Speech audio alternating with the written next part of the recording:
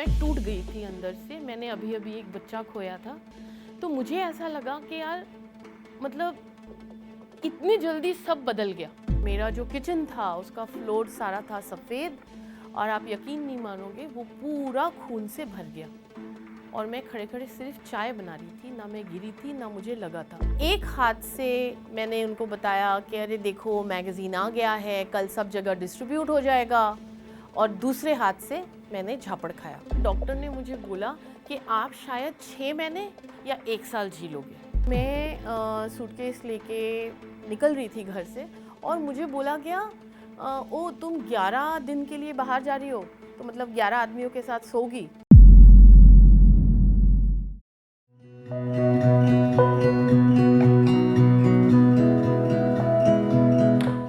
नमस्ते, मेरा नाम है नेहा।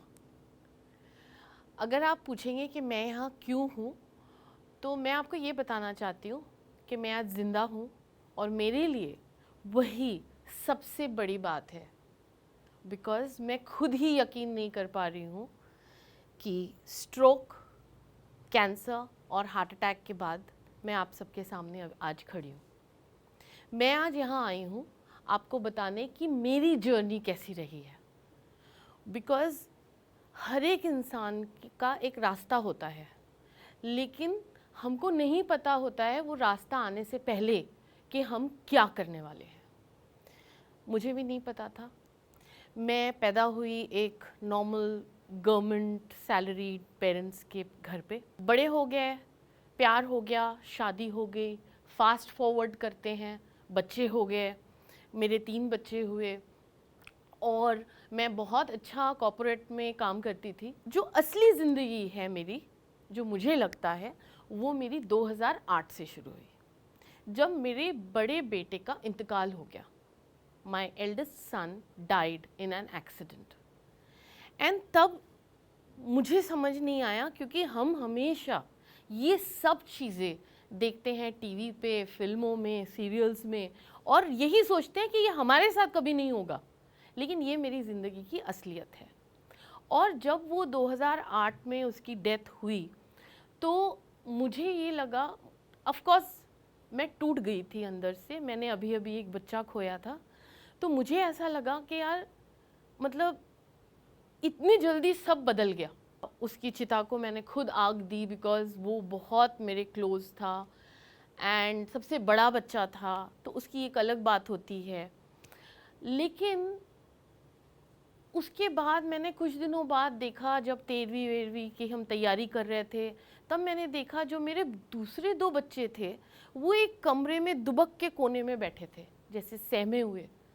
और मुझे उनको देख के लगा कि अरे ये भी तो बच्चे हैं, मुझे तो इनकी भी देखभाल करनी है। 14 या 15 दिन के बाद मैंने ऑफिस जाना शुरू किया, बच्चों को स्कूल छोड़ना शुरू किया, एंड मैं रोई नहीं, क्योंकि मुझे ऐसा लगा कि मैं अगर रो दूंगी तो बच्चों को कौन संभालेगा। समी के डेथ के 6 महीने बाद मुझे बहुत ज़ोर से पेट में दर्द हुआ, और मेरा जो किचन था उसका फ्लोर सारा था सफ़ेद, और आप यकीन नहीं मानोगे वो पूरा खून से भर गया। और मैं खड़े खड़े सिर्फ चाय बना रही थी, ना मैं गिरी थी ना मुझे लगा था।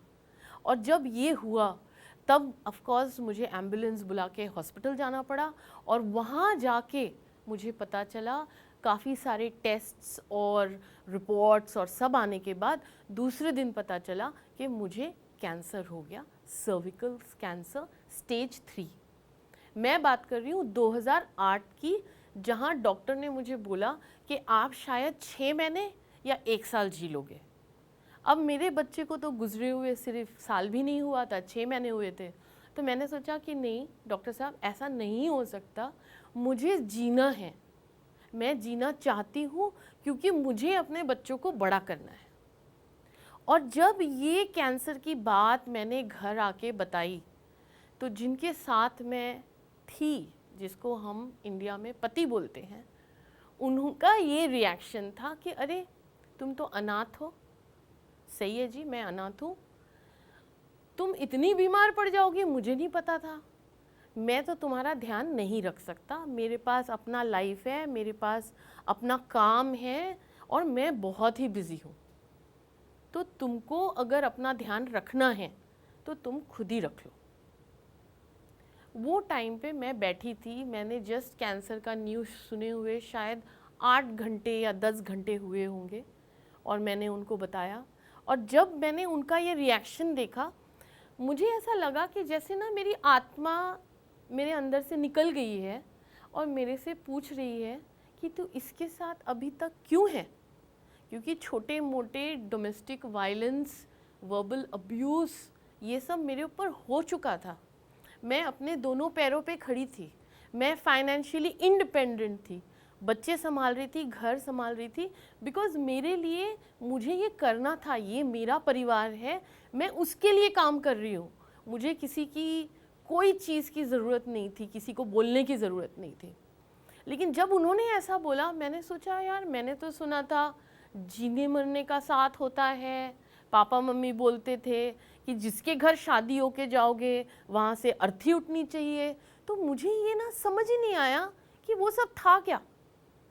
बट मैंने सोचा कि ठीक है, उस टाइम पे शायद जो मेरा इमोशनल कॉर्ड था वो उनसे कट गया। और मैंने सोचा ठीक है, मुझे अपने बच्चों के लिए ज़िंदा रहना है, मुझे अपने बच्चे बड़े करने हैं, तो मैं अभी सिर्फ़ और सिर्फ अपने इलाज पे और बच्चों पे ध्यान दूंगी। और यही मैंने किया। डॉक्टर के पास मैं गई, मैंने बोला जितने ऑपरेशन करना है कर लो, मुझे बस डेट्स बता दो ताकि मैं कोई ढूंढ सकूं जो मेरे बच्चों का ध्यान रख लेगा। क्योंकि जो उनके सो कॉल्ड पापा थे वो अवेलेबल नहीं थे, वो अपनी लाइफ में बिज़ी थे। तो इसलिए मैंने वो सारा इंतज़ाम किया। और उसके बाद फिर डॉक्टर्स जैसे जैसे डेट देते गए, कीमो, 2 ऑपरेशंस, उसके बाद radiotherapy and so on and so fourth, सारा पूरा करने में हमको 15 महीने लगे एग्जैक्टली। और इन 15 महीनों में मैं एकदम अकेली थी, लेकिन जितने बार मैं अपने बच्चों को देखती थी मुझे ये मोटिवेशन मिलता था कि मुझे जीना है और मुझे अपने बच्चों को अच्छे से बड़ा करना है। ये जो 1.5 साल और 6 महीने जो समी के डेथ के बाद थे, उसने मेरी सोच काफ़ी बदल दी थी। मैं ये समझ गई कि रिटायरमेंट कुछ नहीं होता। हम ये सोच लेते हैं कि रिटायरमेंट के बाद हम ये करेंगे, रिटायरमेंट तक लेकिन तुमको गारंटी कहाँ है कि तुम रिटायरमेंट तक जियोगे। तो मैंने सोचा कि चलो अब मैं बच गई हूँ तो मैं ये टाइम यूटिलाइज़ करूँगी कि मेरे जो सपने हैं, जो मैं एक्चुअली करना चाहती हूँ, वो करूँगी। और इस तरह से फिर मैंने अपनी ज़िंदगी आगे बढ़ाई, नौकरी छोड़ा और मैंने अपना बिज़नेस शुरू किया। मेरे साथ पहला डोमेस्टिक वायलेंस जो उन्होंने किया, पहली बार जब उन्होंने मेरे पे हाथ उठाया, वो मैं कभी भूल नहीं सकती। उस दिन हमारा मैगज़ीन लॉन्च हुआ था, जो मेरा दूसरा बिज़नेस था कंसल्टेंसी के बाद।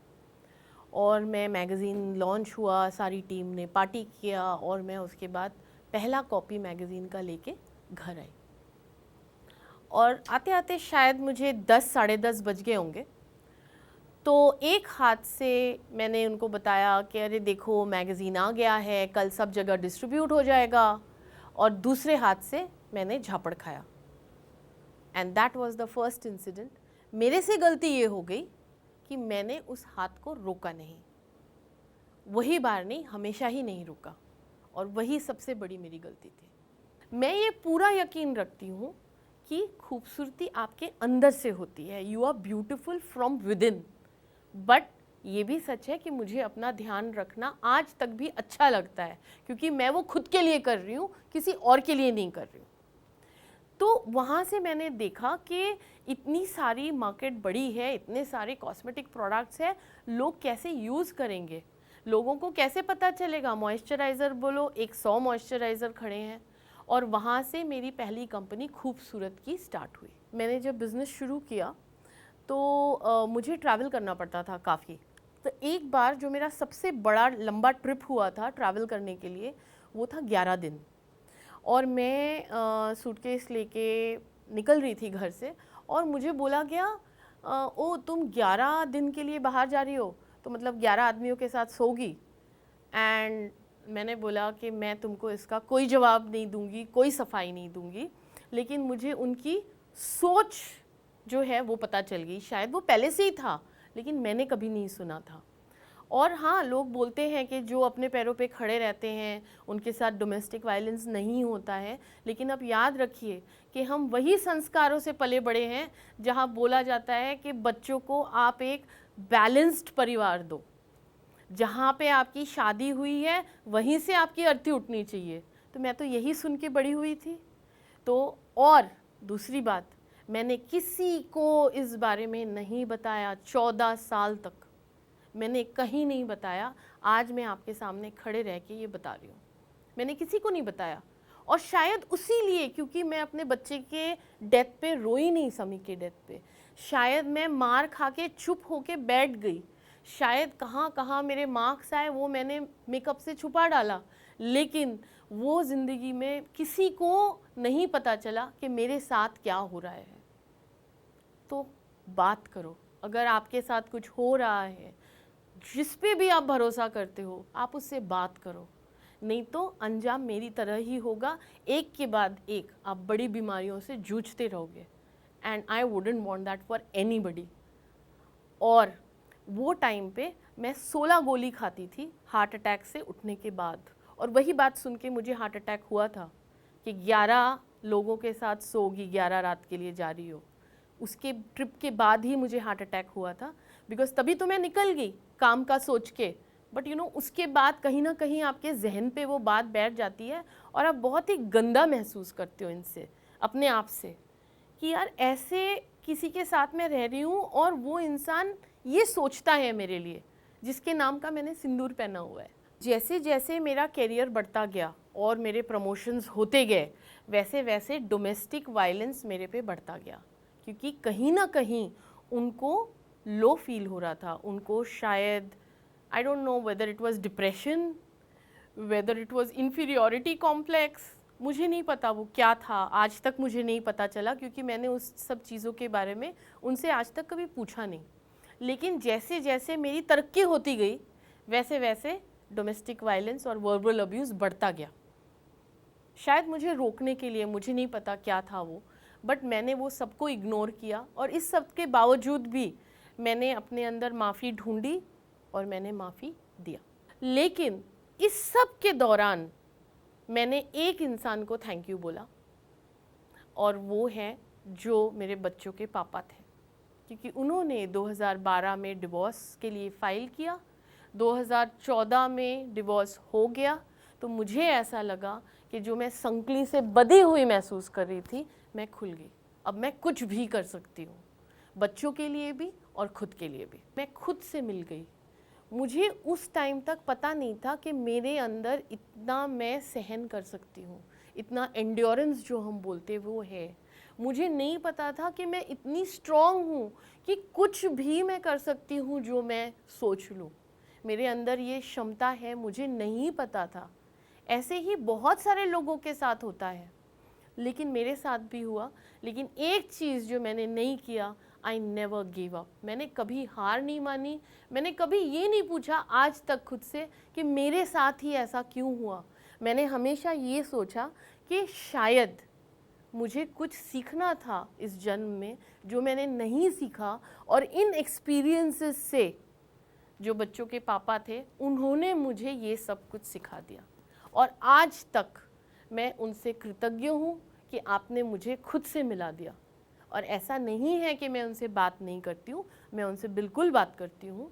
मैं बिल्कुल उनको बर्थडे पे और उनकी दूसरी शादी पे विश करती हूँ, बिकॉज मुझे एक और चीज़ ये समझ में आई कि अगर मैं कोई नेगेटिविटी अपने अंदर रखूँगी, वो मेरी बॉडी का पार्ट बन जाएंगे, मेरे ऑरा का पार्ट बन जाएंगे।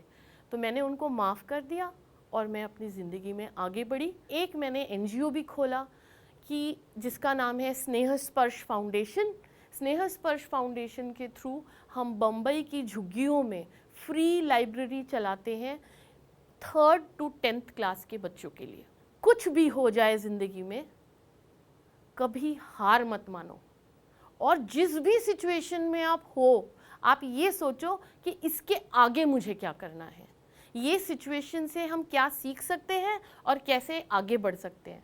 आप सोच रहे होंगे कि ये बहुत मुश्किल है, सही बात है, ये बहुत मुश्किल है, लेकिन जिस दिन आप ये कर पाओगे, आप जीत जाओगे।